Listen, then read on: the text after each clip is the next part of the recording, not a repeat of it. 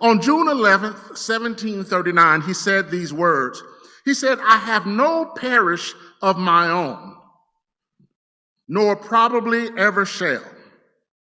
I look upon the world as my parish." The Wesley brothers, along with George Whitefield, began this evangelical understanding and began to have these various experiences where they wanted to get beyond the walls.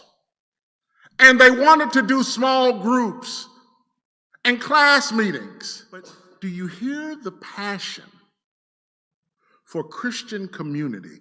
The passion to share your faith and to help brothers and sisters to be able to look deep into their faith.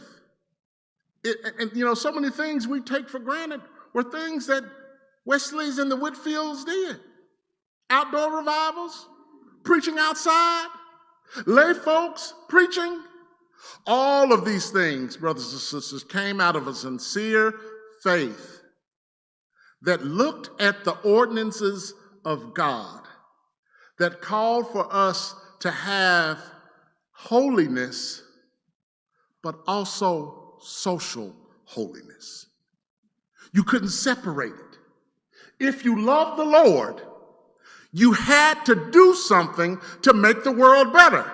Only two things I don't talk about is politics and religion. For Wesley, those two things were intrinsically apart, because as he was walking with Jesus, he couldn't see children being misused. As he was walking with Jesus, he couldn't see people continue to be uneducated, thus giving birth to Sunday schools where one of the only ways that people were able to read was in Sunday school. He could not continue to support the global destruction of slavery, because that was totally against who he knew God to be.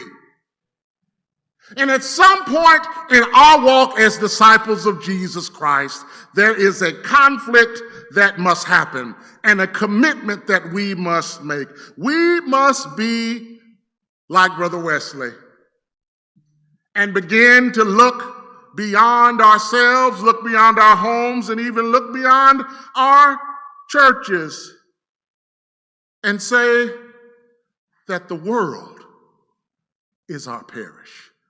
Kirk Franklin writes these words as he says, "If we say that we love Jesus, but they can't see our Jesus, tell me what's the use if they can't see Jesus in you and me? No more excuses. I give it all away, because we may be the only Jesus they see."